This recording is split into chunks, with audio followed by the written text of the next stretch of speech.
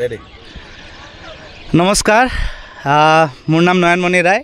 আৰু সকলোৱে চাগে চিনি পাব পাৰে অলপ চলপ হ'লেও মোৰ নাম ট্ৰেভেলাৰ নয়ন বুলি ইউটিউব চেনেল আছে আৰু দেৰিকৈ হ'লেও সকলোকে নৱবৰ্ষৰ শুভেচ্ছা জ্ঞাপন কৰিছোঁ আৰু যোৱা 2 বছৰৰ পৰা আমি প্ৰায় এইটো পদক্ষেপ ল'ব চেষ্টা কৰিছোঁ ককা আইতাখিনিক বনভোজস্থলীত লৈ আহি অকণমান হাঁহি বিৰিঙাব চেষ্টা কৰিছোঁ আৰু কেৱল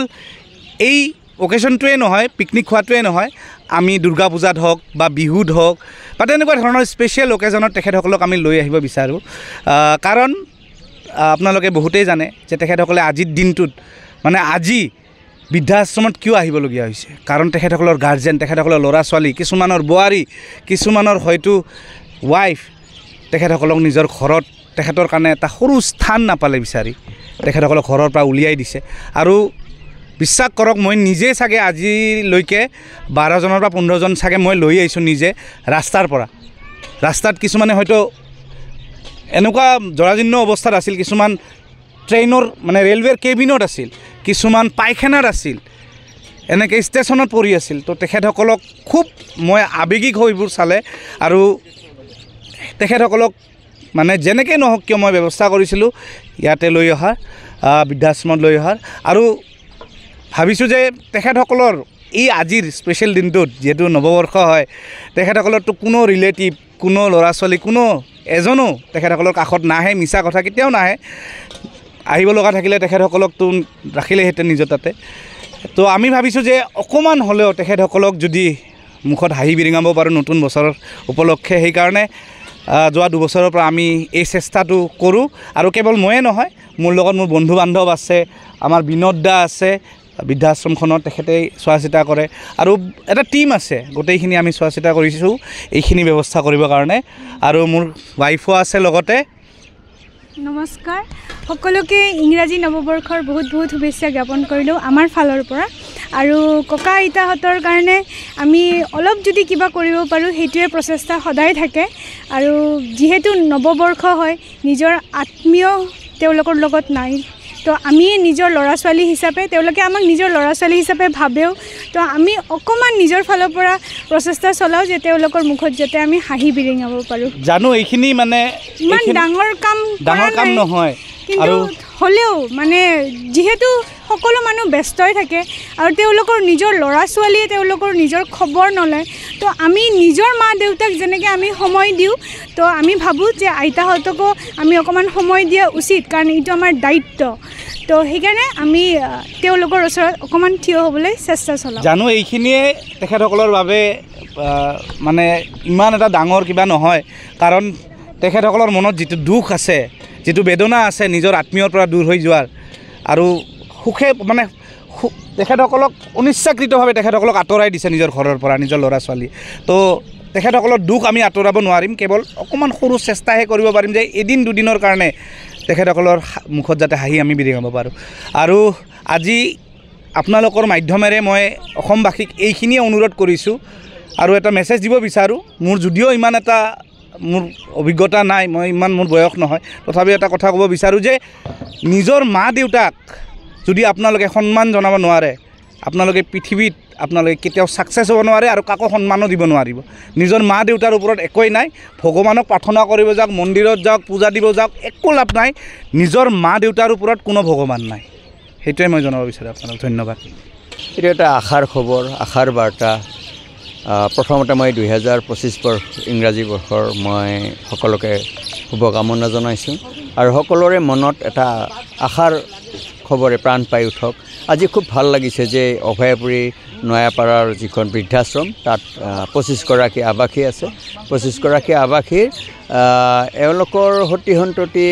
আছে সকলোৰে কিন্তু কোনো খবৰ নলয় তেওঁলোকে বিভিন্ন কাৰণত পৰিয়ালৰ পৰা আঁতৰত থাকিব লগা হৈছে বৃদ্ধাশ্ৰমত থাকে আৰু এওঁলোকৰ ক্ষেত্ৰত এই যে আপোনালোক ছ'চিয়েল মিডিয়া বা সাংবাদিকসকল বা ইউটিউবাৰ সকলোৱে মিলি যিটো প্ৰচেষ্টা লৈছে বিশেষকৈ ট্ৰেভেলাৰ নয়ন আজি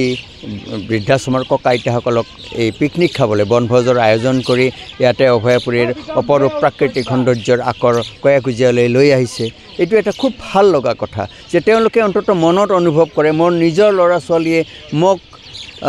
আমাক সহায় কৰক বা নকৰক পৃথিৱীত এনেকুৱা ল'ৰা ছোৱালী আছে যিসকলে আমাৰ নিজৰ ল'ৰা ছোৱালী নহ'লেও আমাক নিজৰ দৰে ভাবে গতিকে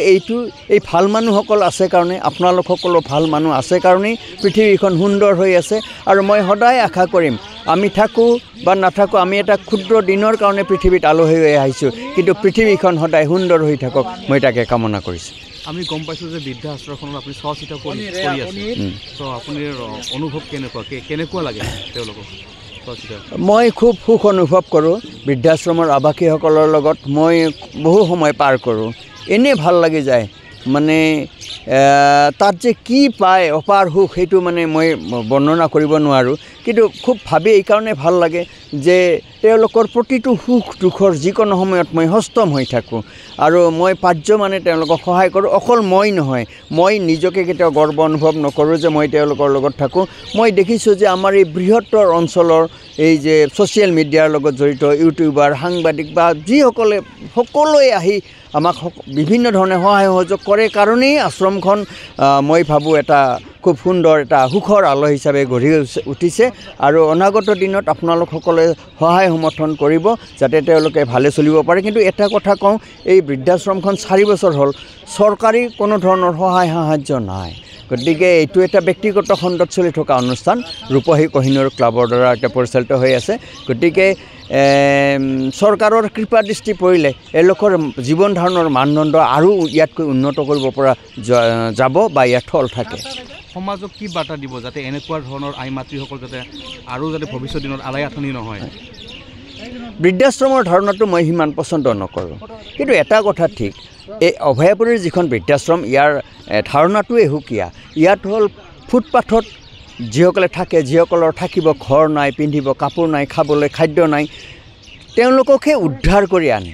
আৰু উদ্ধাৰ কৰি আনে কোনে সাংবাদিকসকল ছ'চিয়েল মিডিয়াৰ লগত জড়িত থকা বিশেষ নটেড পাৰ্চন বিশিষ্ট সমাজৰ মানুহসকলে তেওঁলোকে লৈ উদ্ধাৰ কৰি আনে আনাৰ পাছত এই বৃদ্ধাশ্ৰমত ৰাখে কিন্তু ইয়াত এতিয়াতো স্বাভাৱিক কথা কোনো সন্তানে মানে মাক বাপেকক বৃদ্ধাশ্ৰমত থ'ব নাপায় এইকাৰণেই নাপায় মই যেতিয়া শিশু আছিলোঁ মই যেতিয়া মাক দিগদাৰ দিছিলোঁ মায়ে যেতিয়া নুহুই কটাইছিল মোৰ কাৰণে তেতিয়া মায়ে যদি মোক এৰি দিল হয় তেতিয়াহ'লে জানো মই আজি এনেকুৱা অৱস্থাত আহিব পাৰিলোঁ হয় গতিকে মইতো আশা কৰোঁ যে হাজাৰ ত্যাগ স্বীকাৰ কৰি হ'লেও প্ৰতিজন সন্তানেই নিজৰ মাক বাপেকক নিজৰ লগত ৰাখক জীৱনৰ পৃথিৱীত মাৰ দৰে বস্তু নাই দেউতাৰ দৰে বস্তু নাই যাৰ মা দেউতা নাই তাৰ পৃথিৱীখন ভাঙি পৰে সৰগ ভাঙি পৰে গতিকে মই সকলোকে কামনা কৰোঁ যে মা দেউতাক সকলক আশ্ৰমত থোৱাৰ কথাটো নকওঁ কিন্তু আমি যিসকলৰ অৱস্থা নাই ফুটপাথত থাকে তেওঁলোকক উদ্ধাৰ কৰি আনি ইয়াতে ৰাখি থওঁ